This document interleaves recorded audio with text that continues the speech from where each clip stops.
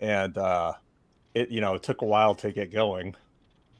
And so it was a very, very good feeling. And then I realized that I was throwing projectiles and feeling comfortably numb. And I thought, is this what I did all throughout my 40s? Why should it be any different in my 50s? Wait, you can remember your 40s? Unfortunately. In fact, You're I don't recommend the 40s. I recommend you skip straight from their 30s to the 50s and just skip the whole goddamn 40s. It That's was what I the recommend. 20s that did it to me. The 20s were a blur. 30s, 40s, and 50s were okay. Well, you had the Great Depression and that pesky Great War at the first time, and Ouch. Oh, and with that, howdy, folks, and welcome to another episode of the Dev Robot Society, where I'm punching really low today. I'm Paulie Cooley, joining me today, Veronica Jaguar, Terry Mixon, and good friend of the show, Rick Shaw. Welcome, everybody, except for Rick. Rick, we're going to give you a moment to go ahead and respond to that baseless slander. If I respond to it, that legitimizes it. And we all know about Paul's opinions, and most of us ignore them. Rick knows how to play the game. I feel That's valid. validated. I That's feel valid. validated. This is why Been here, done that. Have a stack of T-shirts. this is why we didn't get thrown out of Vegas, because I see Rick Baron was the Zemo influence. doing that little head shake and going, fair. Fair. Well, he also had a lot of help from Patrick, who just kind of skulked around and made sure nobody Appeared out of nowhere. appears out of nowhere, Like right a in damn front of cat Terry. just popping up. Yeah, the moment Terry sits down, he's right there in front of Terry, but Terry can't see him. It was amazing. He just kind of blended into the background. Yep, and the only way Terry remembers him is with the presence of Chinese food. Yeah, it didn't help me at the first chicken. there either. He's at the other end of the table. I'm telling the story, and he's like, what? I'm right here. Is this the Phantom Rickshaw? The Phantom Rickshaw, yeah. That's Phantom a Rick. different, YA Ooh. sequel to another series, I'm a which I would phantom. read. I really think I would. So when you were learning to drive, were you the rickshaw driver? Now, I am old enough to be part of the CB craze, and my handle was Rickshaw Racer. Now, in all honesty, I wasn't Rickshaw until I was 14. I was Ricky, and then my junior high school algebra teacher, day one, doing attendance, Richard Shaw, Rich. You know what a rickshaw is? No. Go look it up. Sends me in the back of the room to the big monster dictionary encyclopedia thing, and I'm going, yeah, I'm Rickshaw. Oh, nice. I've been Rickshaw ever since. That's a strange author origin story. I'm not really sure. It sounded like it was going to go someplace super heroic, and then it just kind of went super dull. Yeah, no, and I was one of those. I was one of those kids who graduated high school unable to write effectively, victim of social advancement. I didn't actually learn to write until I went back to school after the Air Force, into a junior college, and they did that. They taught writing, effective writing through spec fiction, and that's where I started playing with writing. Well, that totally is good. I should go ahead and before we start telling about how what we've done for the last week, I should go ahead and let everybody know why Rick is joining us today. He's bringing us a tragedy-filled, heartwarming story of recovering and overcoming odds, Get to pimp my book. That's right. of how he managed to publish his first novel in spite of all of our assistance. Despite a Our decade assistance was listening to more of you. a hindrance than anyone could possibly imagine, yet he succeeded anyway. Is this a and so reverse he's- roast? What the fuck is this going on here? I think I started listening. Actually, I know I started listening to you guys when it was Terry, Paul, and McCumber. Oh yeah, just a long time ago. Way back. I spent 20 plus years with an hour commute each direction, from the north end of Marin into San Francisco and back, or from the Saugus area to one of the jobs. And I filled the time with podcasts. and you guys were part of the rotation. That's scary. You should set your sights higher. We have verified there is a 12-step program to get over us. It doesn't work. It may not work, but there is one. No, it doesn't work. Like, if you complete it, you wind up where I am. It's, That's the problem. it's an infinite loop. It's self-feeding. So, It's like, that's the spiral ultimate that finally end of goes trying to down? escape from us as you become one of us? Wow, I'm not really sure I like where this is going. There's so many seats available. I don't know. Oh. I don't think I can get that scruffy or get enough cats. So. Yeah, it's about to get all Thunderdome up in this bitch. What's going on here? Yes, JR, I am a glutton for punishment. I think Althea Contis. Alethea. Oh, I always thought it was Alicia. Althea, but yeah. Because I remember her. I remember her complaining about mispronouncing her name. And I've met her before. She's lovely. I've met her as well, going to one of Dean Wesley's best workshops. So, yeah, she's a lovely person. 12 strike So recruitment recruitment program. Love it. Yeah, that's where you want to go. That's where you want to go. Yeah. All right, so now that we've gotten that bullshit out of the way, yeah, I know, Matt. I stopped kind of listening to podcasts, so I stopped commuting too. Except start walking, so I do that again. Anyway, what the hell has everybody been up to since last time we spoke? I tried to drop kick my house off the foundation. How'd that go for you? I have a torn pinky toenail and bled a lot, and I'm hurting.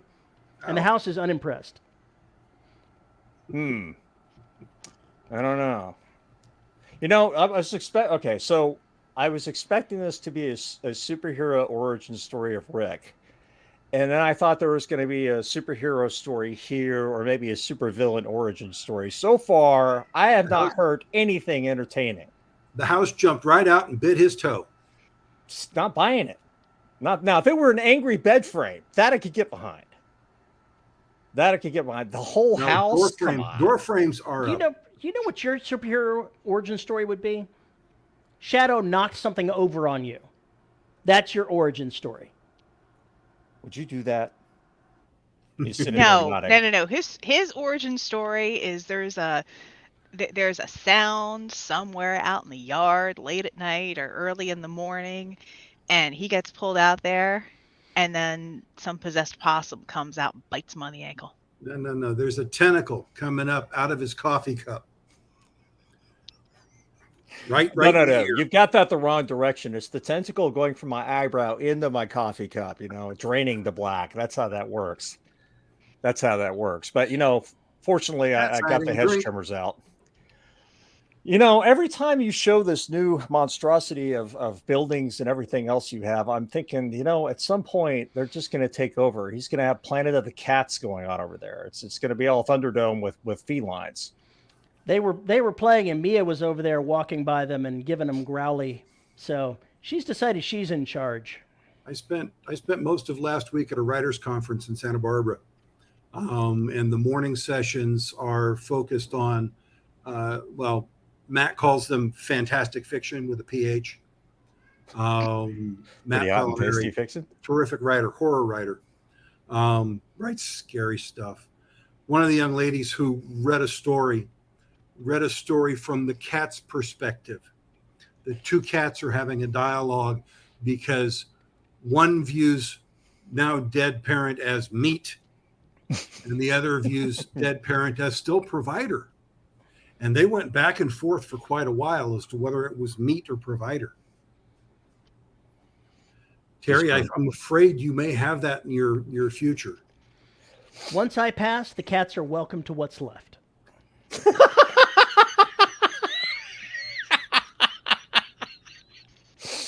Oh God, there's a story there too. I just I'm not even. I freely give my corpse to the cats for their survival. Oh God. I'm not coming down We're there. not even 10 minutes in. You do not put me anywhere near your will. I do not want an executor of your estate. I want nothing to do with it. So I should strike out the line where you get all the cats? I do not want any of your cats. I do not. The chances are the fuckers killed you and ate you, and now I have to take care of that. No, fuck that shit. No. I wrote these kinds of stories. Not happening, Terry Chow. Terry Chow.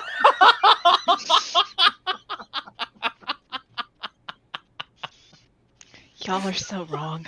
So wrong. Oh, hey, look, I got one too. Cat sighting, drink. No, stop that. We're here to nip that in the bud. That was never a thing. It was totally a thing. It was never a thing.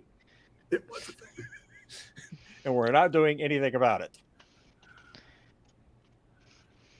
Did you ever see the short episode of Sandman about cats? I won't go into detail, but they are evil, and now I know why. Yes, I saw that episode. It was a great episode, but damn. Not familiar with that one. I just remember the Love, Sex, and Robots, or whatever it is, where the robots come down there to take a tour of Earth, and they meet the only real surviving sentience left on the planet. Cats? I'm not saying you got to watch the damn thing. I can just say that first episode is just brilliant. It's awesome. Highly recommend it. Anyway. There's a certain malevolence to that. Whoa. Hello.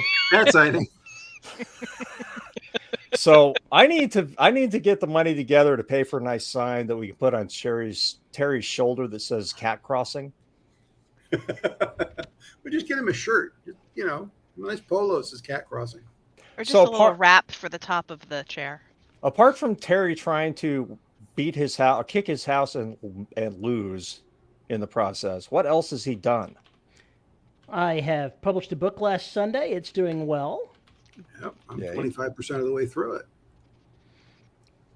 I've changed my name to go ahead and solve your problems. There it cat is. Crossing Mixin. There you go. That works. What else have I done? I'm well in the way into writing the next book. My weeks are pretty much, they're pretty stable. That's what I'm doing. I'm putting up cat furniture as I can. For those of you that don't know, I've been installing cat furniture. I put up the test pieces over here. So you can see assembling it inside out. Yep, but I put it back together the right way. Well, that's good. It looks much prettier when I do it the right way. No, really? I'm shocked. Did you follow the instructions the first time?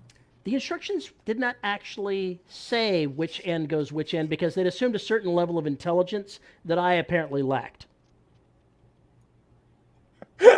You're totally going to get eaten. Won't go there. I'll just leave that totally one alone. Gonna get eaten. I'll leave that one alone. All right, so while we leave him for kibble. We finally went out and watched a movie. We went out and watched The Flash. How was it?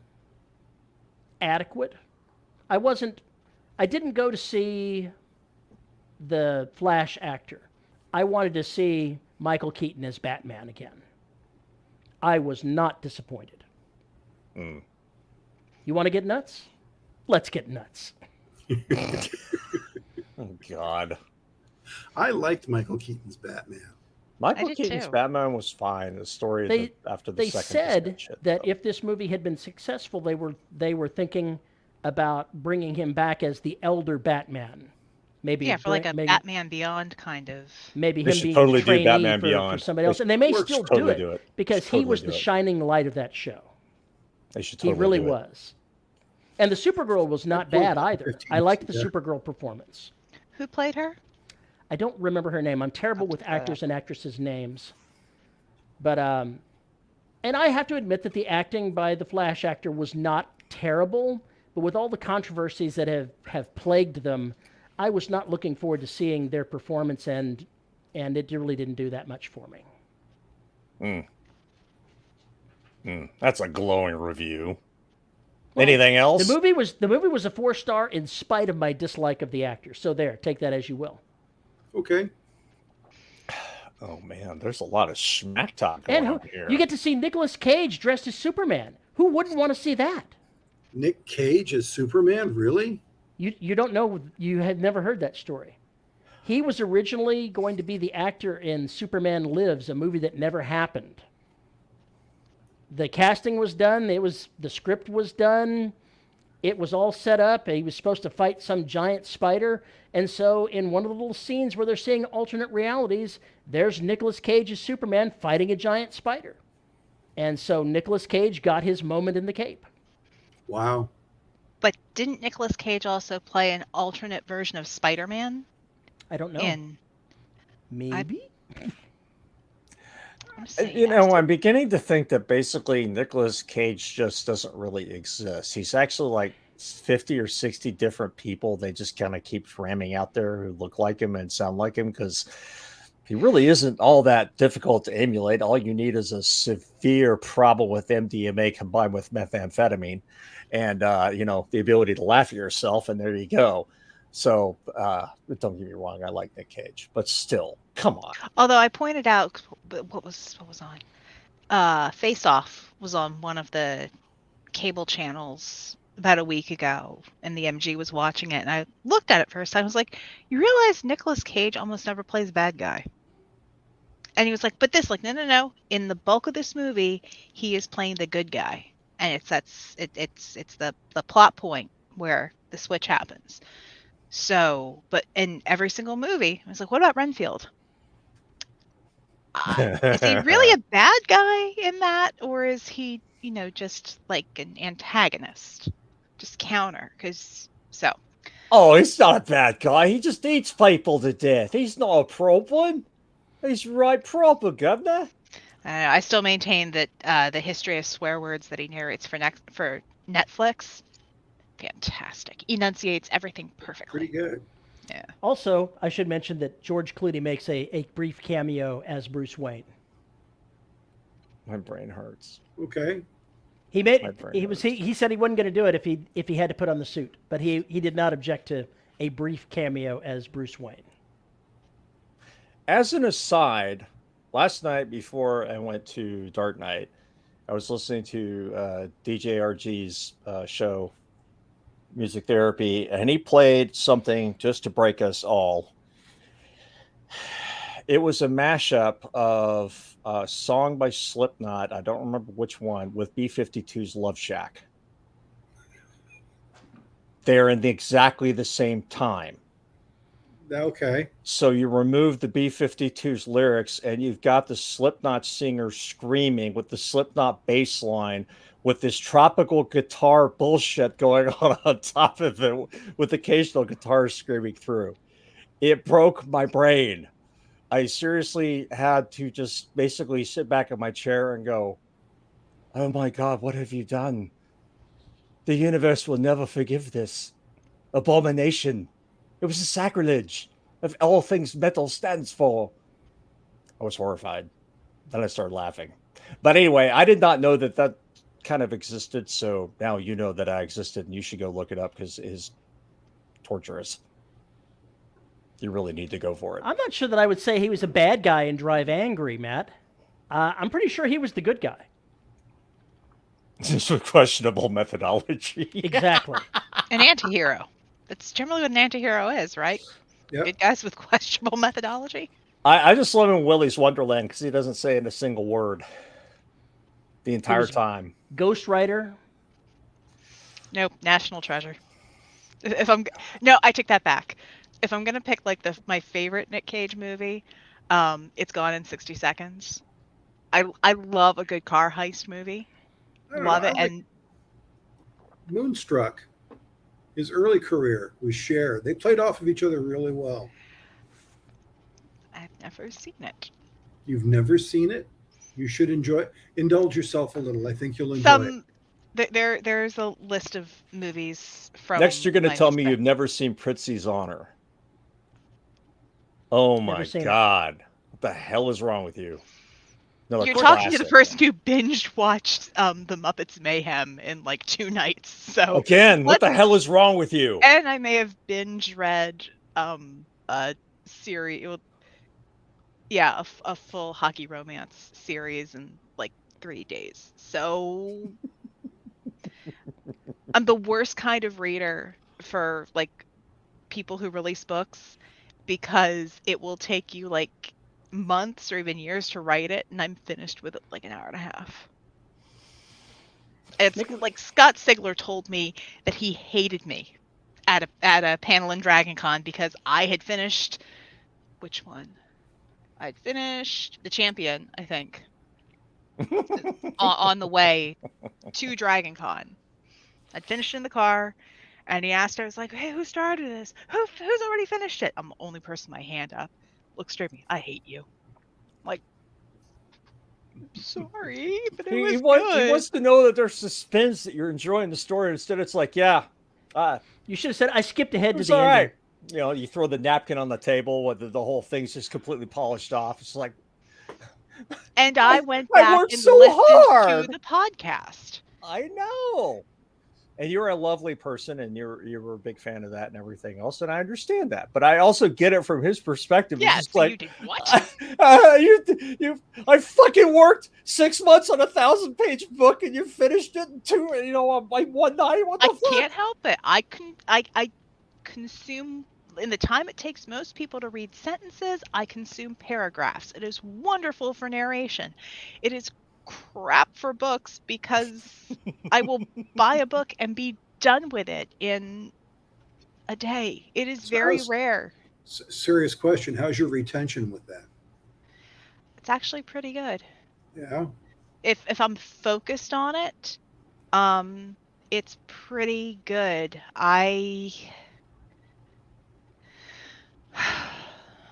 Because I've been known to blow through things like that as well, scanning paragraphs. And I'll close the book and put it away, and 3 days later I'm going, huh? No, I think you could probably still, I mean, definitely with the series that I just finished, you can probably still ask me and I can tell you sequences, character pairings, what happened where. But to be fair, for those books, I'm reading them both for enjoyment and to figure out the beats and the process of romance. How many fights were there on the ice? None, actually. Well, no. Which then it's book? not a hockey book. You have to ask me which book, because some books there are fights on the ice. Yeah. Yeah, Matt says it's like finishing War and Peace between the bookshelf and the checkout to pay for it. It's yes. Yes. Yes, this is why we hate you. I don't hate her. I'm a great argument for Kindle Unlimited because I yes, and you're I the will poster child for Kindle Unlimited. On 2x speed. Make that 4x for audio. No. For audio, I will listen. I want the performance, but no, for reading, it looks like I'm perusing, and I'm literally just reading the whole thing. Hello, Julius. Is that Dottie? Nope, that's Julius. Julius. Don't worry. He'll smother Terry. If you remember them all, I'll be amazed. Dottie is the same coloration, but she doesn't come upstairs. Okay. So I got the coloration right. Yep. I hope Julius isn't offended. At some point, we're gonna have to put I'm gonna have to get this all hooked up so we can have like polls about which cat it is, how many appearances, people can bet on it. We'll have the cat betting. See how many cats are gonna come, which ones are gonna sit on his face. He has shown up, and jealousy has struck. Okay. See, that reminds me of my tabby Belle, who if I'm actively petting her brother, she will come over and insert herself right there. And if I am paying attention to her fluffy orange nemesis, then heaven help you, because you'll get stared down. Okay, dog story. Since we talked about cats. Oh God. My college significant other had a peekapoo, Pekingese poodle, about yay big, named Miss Muffy. Of course. Miss Muffy, if she was pissed at you, which happened frequently, would follow you into a room, sit and stare at you until you made eye contact, and then she would turn her back and sit. How dare you? If you got up and changed rooms, she would repeat the process. You were gonna know she was mad. Wow. Wow. Well, at least she didn't shit in her shoes. True, she didn't do that. So, there's that. Got that going for you. Before we jump into letting Rick talk about his process and the steps that he's gone through to recover shit, he's from got a Dead Robot process? Society. Oh, God Well, damn it. everybody's got a process. We do? I will leave you with the one bit of dialogue from Nicolas Cage that is appropriate in any genre if you choose to steal it. Put the bunny down. I hate that movie. That's God, is I anything hate like that put movie. the candle back. What's the name of that flick? Con Air. That's Con Air. Con Air. I've never seen that. You're I've not never missing seen that much. You didn't miss much. The only thing you're missing Ensemble are cast, you Nicolas didn't miss Cage's long flowing locks, the mullet of freedom, and Steve Mullet of Buscemi- freedom. Mullet of freedom, and Steve Buscemi as a As Steve Buscemi. cannibalistic serial killer who likes Yep. tea parties. Is that why they sent him to an asteroid so he could kill everybody while they were trying to fix the asteroid or blow up the asteroid or something? Wasn't he in that flick? Was he in Yes. Armageddon? I don't He was think in so. Armageddon. All right, He was the one who Oh, pissed off the gambled launch away all pad. Steve the Buscemi money. was. Not the bees. Not Nicolas Cage. Steve Buscemi was. Raising Arizona. There we go. That's the one I was thinking of. Rick, So we didn't. we have ask Dee what she's been up to. Terry I'm not sure. shanghaied the last 26 minutes. I just derailed the entire thing. What have you been up to, V? I've been pretending to be an adult by going to the dermatologist. So, Yeah.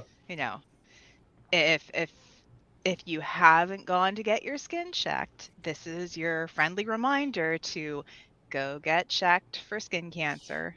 And just if they've got to bring a needle up there to numb the spot, close your eyes. Works You don't much need to better know that that. way. Just close the eyes. No.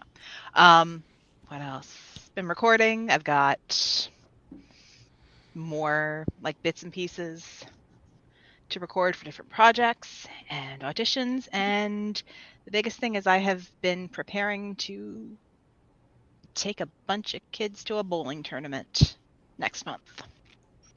Oh boy. Yeah. There are no rails. Nope. No rails, no bowling bumpers, no nothing. This will go straight into the gutter. So The bowling metaphor. It's one thing where I'm balancing my recording schedule with practice times at the bowling alley. So loads of fun. Okay. But the Wi-Fi is decent. The air conditioning is ice cold, and nobody cares if I bring my own coffee. So There you go. Yeah. And you just got to bring the other along to carry it for you. that's why they're children. They can carry stuff. There are two of them. So if it takes trips and they've got to go and carry other things. Okay. Yep. They're hardly wilting flowers. They can carry their own. And you, Mr. Paul, surely you have been productive. I have been knocking and shaking technical rust off. There's a lot of rust. It's all lying on the ground and shit. Why are you talking about your rusty tentacles? Ooh, rusty tentacles. There's a story. Technical skills, not tentacles. Oh, it's too late now. Nope. Now it's rusty tentacles. Which is too much information. And working on Neptune's cars. That's all you need to know. That's it. That's all I got to report. Except for the fact I'm having a nice voice day for once. We'll see how long it lasts. Probably not long. But weather here is still absolute fucking shit. As Terry can attest. I can. It's god awful miserable out there. And the air is just thick and horrible. And because of that, we now are introduced to a cat. Okay. Well, now that we've gotten that out of the way, we don't even going to ask what Rick's been up to, because I get a feeling that really what it comes down to is why he's here. Pimping my book. Pimping a book? I don't care about your book. Pimping my book. Pimping your book? Oh, God. Terry, What was What I is thinking going on inviting him on? Oh, my God. what is going on here? I need to talk to casting. Before you start pimping your book, you should tell us how you started this book. Start at the beginning of this process. In all seriousness, I've been part of a writers group now for almost 8 years. That came out of a writing conference that I've gone to off and on since 2005. And back in 2015, I did NaNoWriMo and brain dumped the first timeline from this novel. And it had a prologue. As they said, don't do prologues. Well, I did one anyway. And it was centered around the 1908 Tunguska event. Does everybody know what the 1908 Tunguska event was? Ba-boom! I think there was a pretty big boom. There was a very big boom.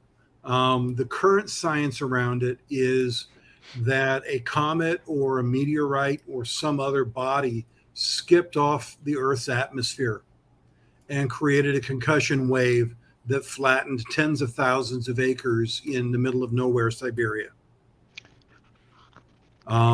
Massive fireball, only a handful of eyewitness accounts.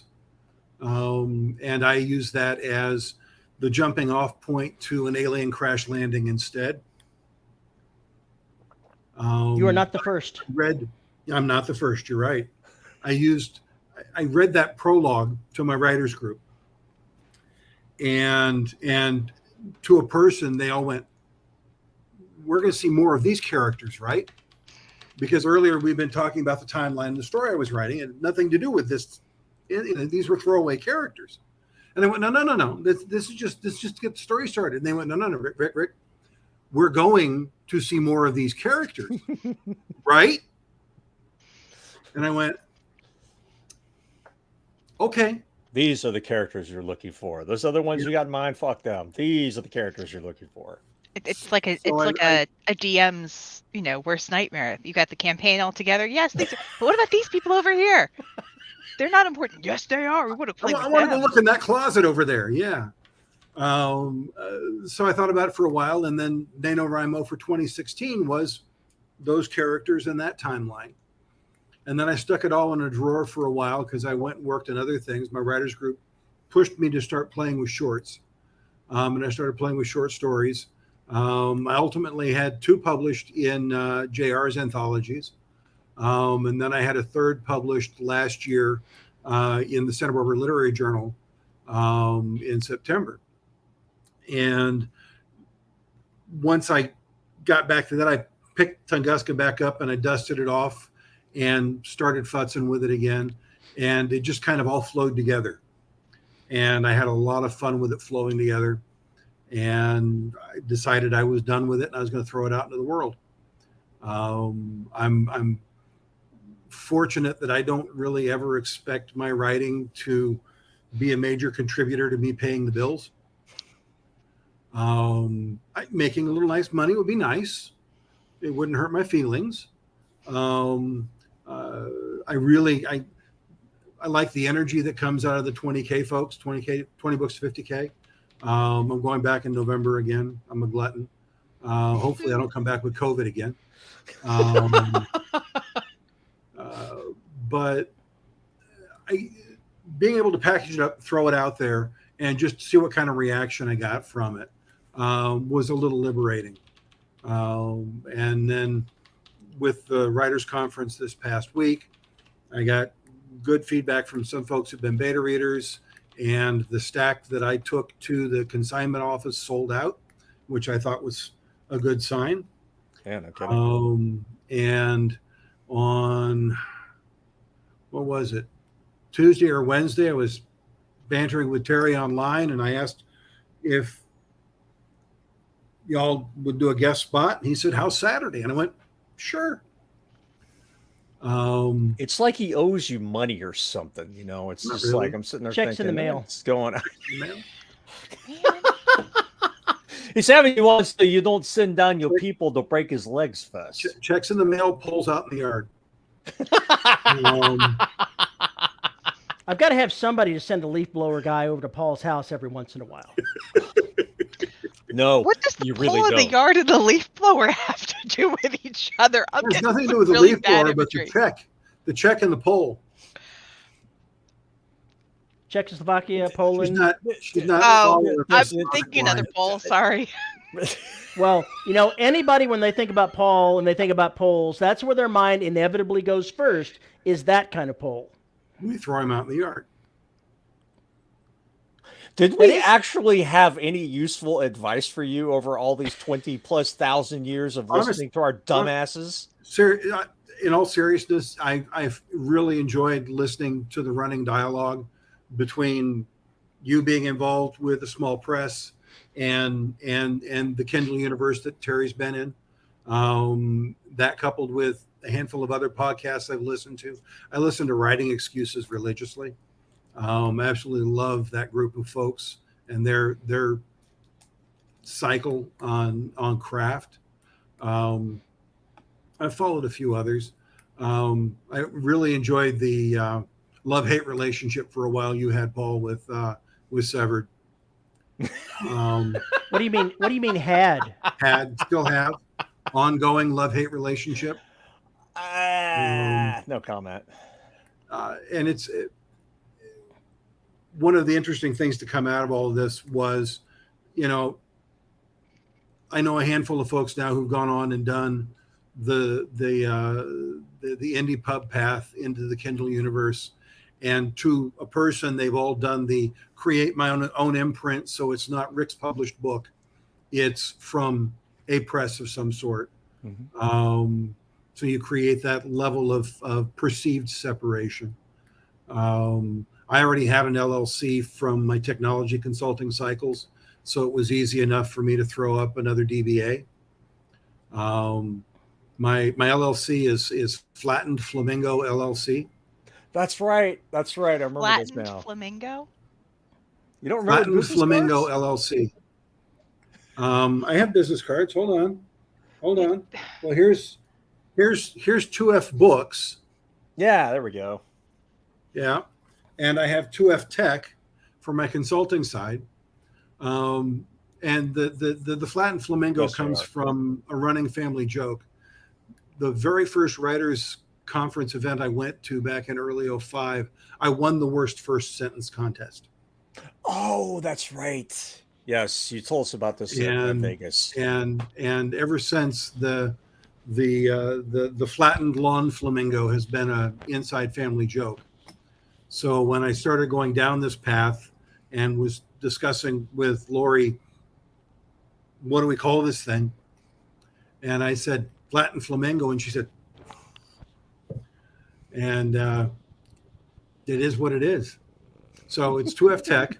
And I've got a handful of clients and bring in a little extra money because I still like playing with tech after 35 years of running networks in higher education, networks and support shops. You poor bastard. And 2F Books is a natural spinoff of that. It was interesting. One of the things, as I said, I've been active with the Santa Barbara Writers Conference for years.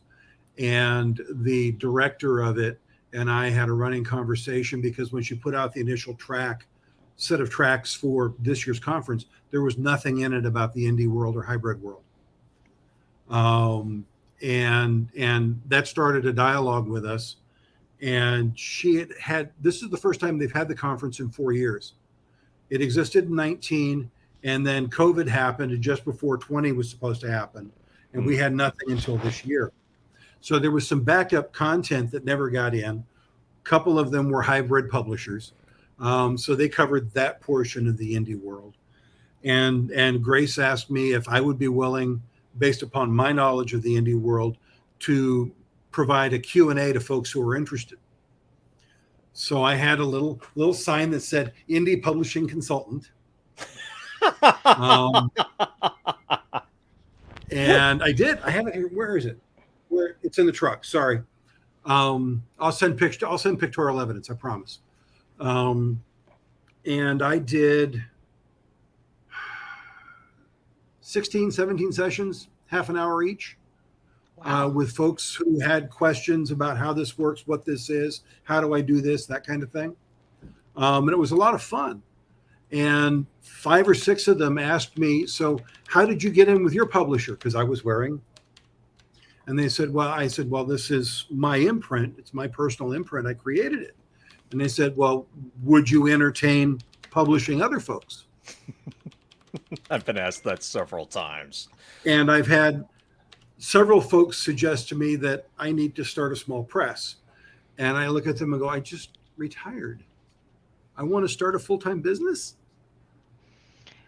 But sometimes that winds up starting that small press or small publisher is the only way you can keep things separate as a self-employed person, because once you hit that level of success where you need to keep stuff separate, you have to have that division, and that's true for authors, it's true for someone who's doing editing, it's true for audiobook narrators. Yeah. And from a business perspective, that's why I went the route of a DBA and attaching it to my LLC rather than just doing a little separate sole proprietorship and splat, because that way I can attach it to an EIN, a tax ID, and an insurance structure and all of that, so that if this goes off those rails, I already have that structure in place. I have a master's in a business discipline. So the business stuff after 30 years of running multi-million-dollar budgets is just kind of second nature. Yep. So 2F Books has its own website. There you go. It's very limited in its content, but it has its own website. It has its own store in Squarespace. It has one book in it right now, specifically for folks who were bugging me at the conference and at a fundraiser I went to over that weekend about how do I get a signed copy? I said, well, let me set up a store space, then you can go there and I'll do a little self-fulfillment.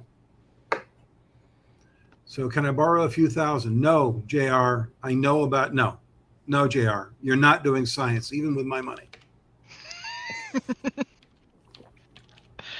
So now that you've done, this whole cycle, Rick, what would you do differently? What one thing would you do differently? I think I might delay it a month or so and try and do the audiobook as well and have that release at the same time. I'm not displeased with the cover I have on it, but my Photoshop skills are dated. So I might have sought out a graphic artist to do a slightly better cover, although I've gotten compliments on the cover. And like I said, I don't dislike it. Stock art, my friend, stock art. Well, there's not a lot of stock art on Tunguska. Doesn't have to be. There's a handful of public domain pictures. And I took a public domain picture and futzed with it with filters and other things as the background on the cover. So I can, hold on, let me grab it. So when you go looking, I'll put this up. When you go looking online, you see the background with the trees flattened. That's one of the more widely seen pictures of the event and its aftermath. My suggestion to you is, even though it's not accurate, maybe use a stock image of Mount St. Helens, the destroyed forest around that, because the picture quality would be better. Yeah, it would. And you'll get the same results. Mm-hmm.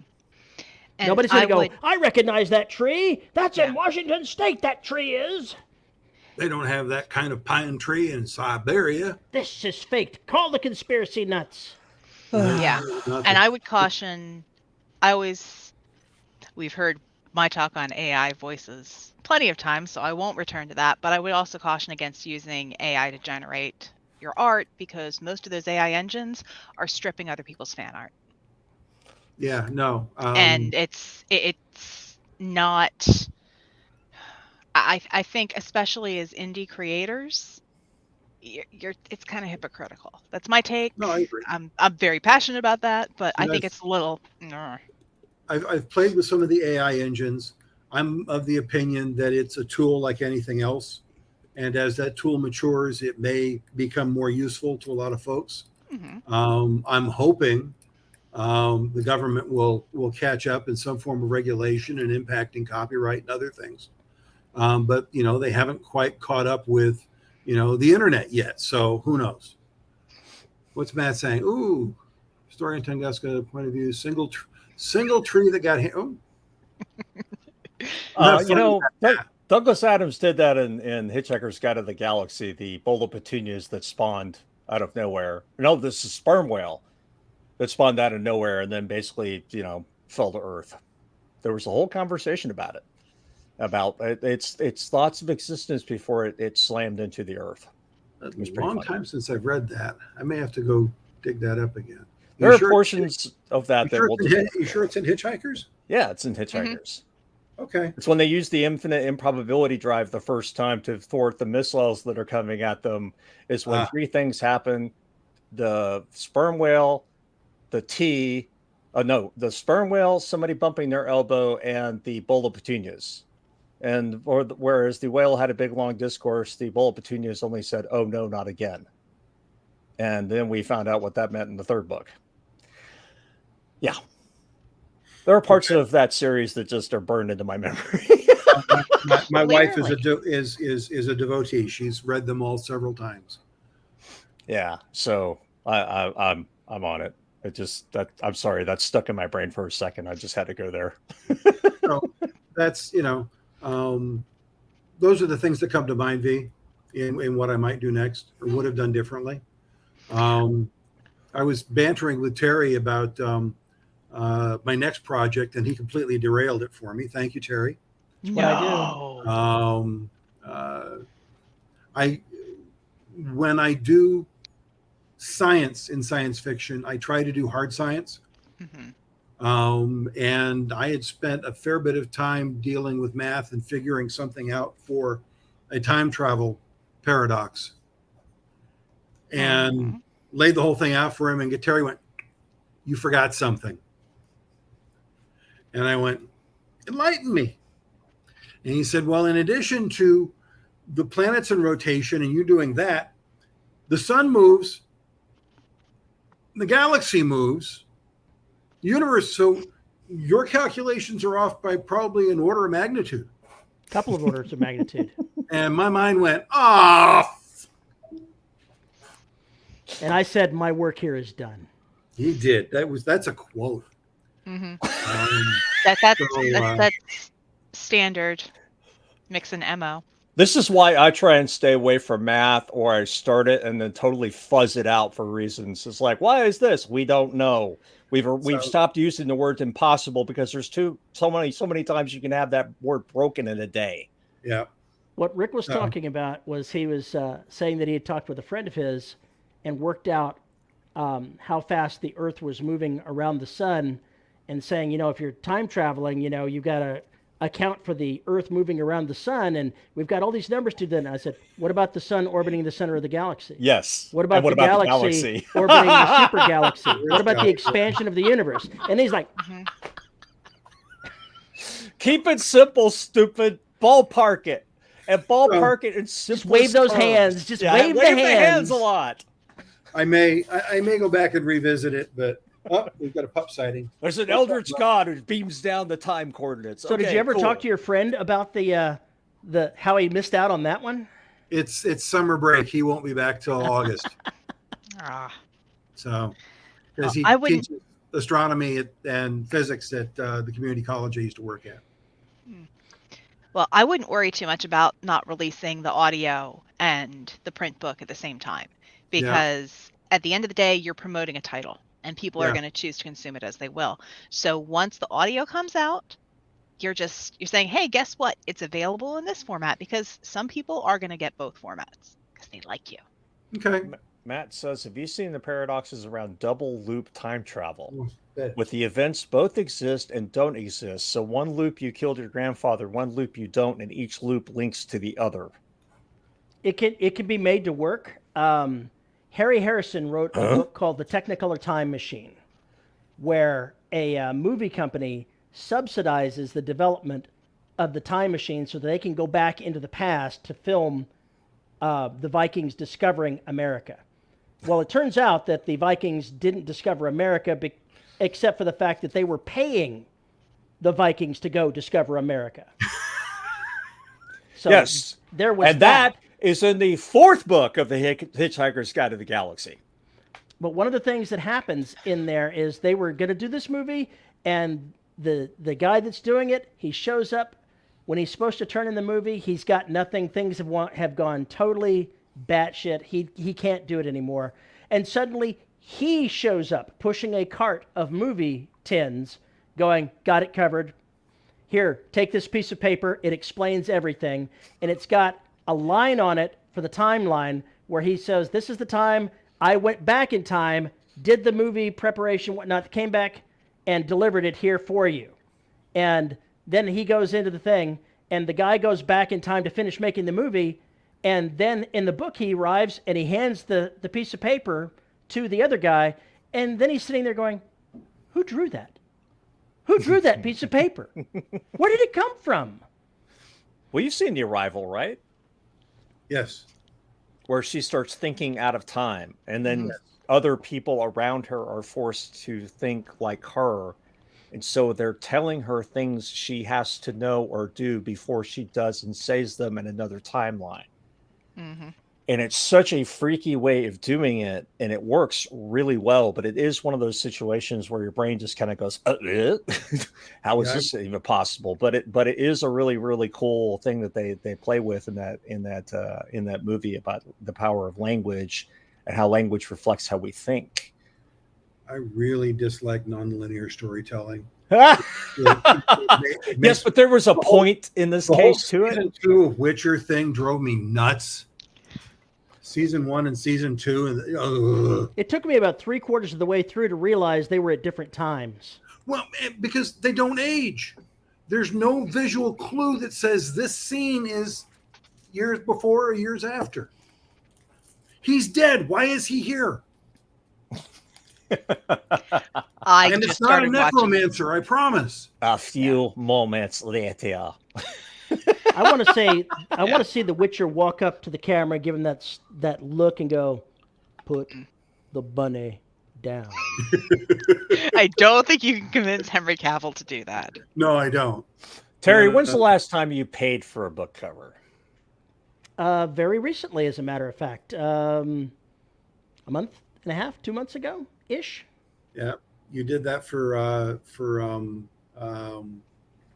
the. Shoot, I just completely lost the title. Went out of my Scorched head. Earth. That's it. Because my wife and I were incapable of doing stock art and coming up with a decent post-apocalyptic cover, and so she contacted the artist that created the basic stock art that we use for the Empire covers and said, "We're looking for something for this to replace this horrible cover." "Oh, I think I've got something for you. Here, how about this?" Boom, done. Nice. Did that break the bank? I think it was either $250 or $300 because he had all the pieces parts there. He just threw them all together. He had it delivered within 24 hours. $250 to $500 is about ballpark. But I think if you're doing a series, though, if you do it right, you've got an in with an artist for it. And once they do the first one, then a lot of the elements just get reused, and there's new subject matter in the foreground, and that can make everything a little bit better.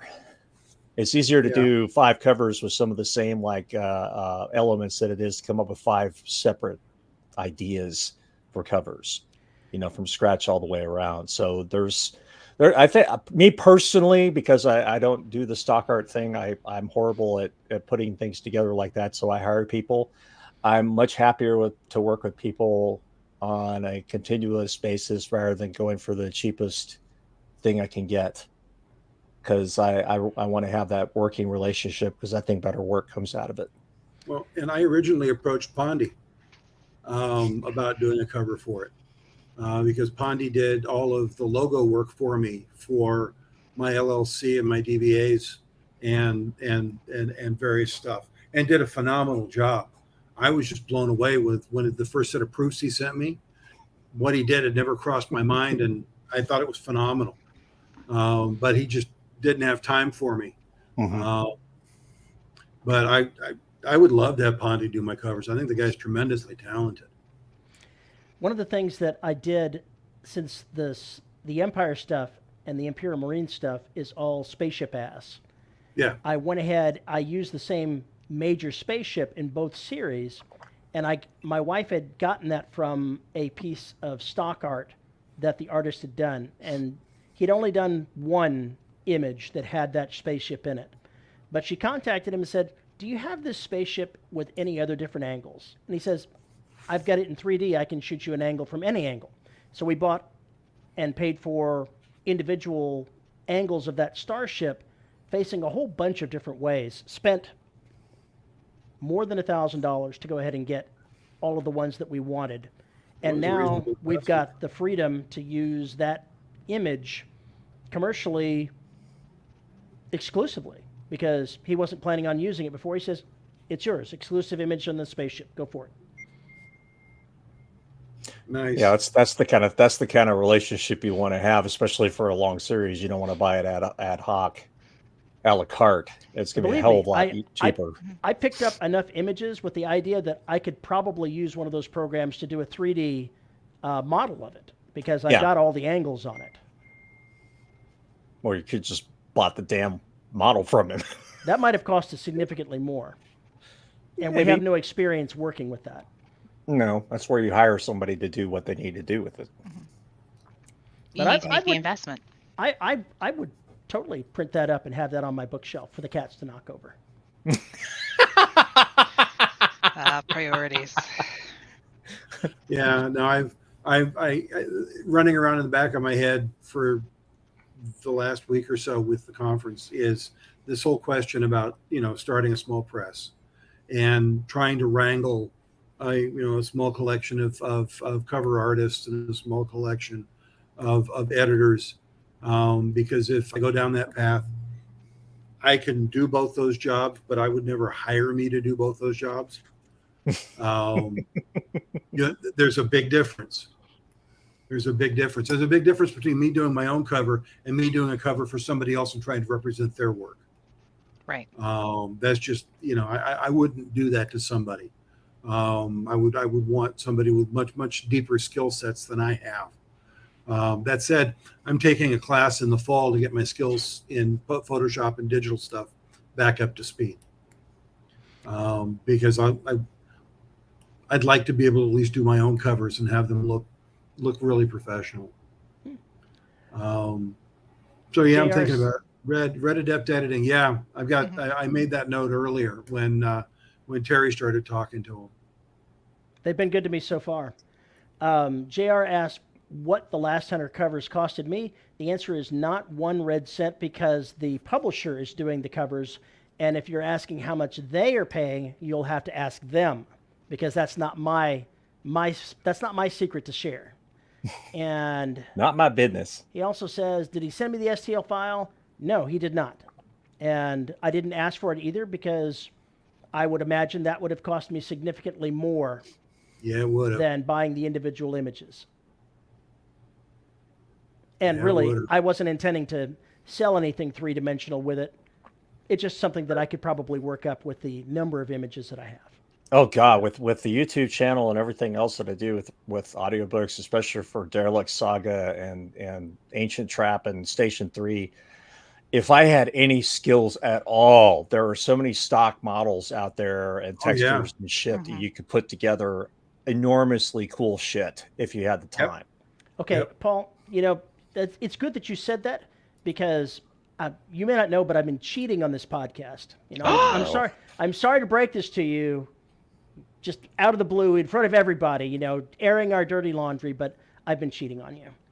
You've been cheating on me with what? I've been cheating on you with a role-playing game podcast. I didn't realize that it was going to be a full-time commitment to it when I said I'd go on and talk about some stuff, but that's what it is. Roped in? I kind of got roped in, so there I am. I'm there doing that once a week. And they have these video intros and outros, and I'm like, that would be really cool to have something like that. That came if up only we had somebody that was skilled Yeah, he'll bring it up and kick it off when the show's starting, and it plays the intro. Oh, we're going to talk about this next, and then he'll insert the thing, and it'll do the thing. You just want that so that Paul can't cut in on some really embarrassing half sentence. 3 reasons this will never fucking happen on this show. Number 1, I have no interest in getting good at that. Number 2, we all know how you love structure. So don't even start with that shit.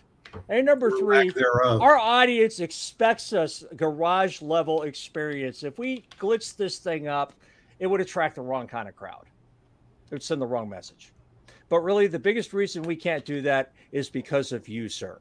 Because yes, although they disproved it, the bull in the china shop, that visual completely fits you in every single possible way, because if you are given a framework, constraints of a show in which you must operate, you will immediately find a way to smash them through like Goat Simulator. Okay? That's what I'm saying. I am totally shocked that you would say such things. We're just accusing you of being a cat. It's not an accusation. It's just the way it is. It's funny that Terry brings that up is, you do this as a one-off thing because somebody asks you to do a favor, and then suddenly you're the resident expert. I did a one-off 20-minute conversation yesterday. It's up online. I've shared it. You guys are welcome to look at it. And afterwards, I got a note going, "Ooh, you're now my resident expert on indie publishing. We're going to talk again." Okay. So I have to cut it off here because I'm the responsible adult who has to put the constraints on the show. So I have to say, Rick, thank you for joining us. Congratulations on getting the book out. And that if you have a comment about this show or want to ask a question, you can send an email to show@deadrobotsociety.com. You can find me at Paul_E_Cooley at VYRZ.social on Mastodon. You can find us on Facebook at Listeners of the Dead Robot Society Facebook group, where Terry wrangles all the madness. If you want to see what we look like, and so many cats, you can go to youtube.com/DRS podcast and check us out, and also subscribe, like, and all that nonsense, so you know when we're live, and you can come join in and be obnoxious just like with the rest of the people who are in chat. God, I can't imagine we're gonna have more of you. And if you want to support the show, you can find us at patreon.com/DRS podcast and buymeacoffee.com/DRS podcast, where for as little as $1 a month, you get access to DRS After Dark, which is coming up in 6.5 minutes. So I really got to hurry the hell out of this outro. So, and at $10 level, you get your name read. And our $10 patrons are Tony L. Joy, Lisa Slack, Isabel Cushy, and Tim Niederreiter. Thank you to all of our patrons who make this show possible. And before we get out of here, we got one more thing we got to do. We got to talk about the wonderful things about Corpse Coffee. We are all disciples of the bean, and we get our beans from corpsecoffee.com. Visit corpsecoffee.com, check out their array of coffees, boutique teas, and the wonderfully weird webcomic, and tell them DRS sent you. Visit corpsecoffee.com and get the dead in your cup. God damn, I roared through that pretty fast and professional. You know what? Fuck your RPG podcast. I am the shit. I don't need a soundboard. And with that, we are out of here. Thank you for joining us. Enjoy your goddamn Saturday. We'll see you next week. Thank you, guys.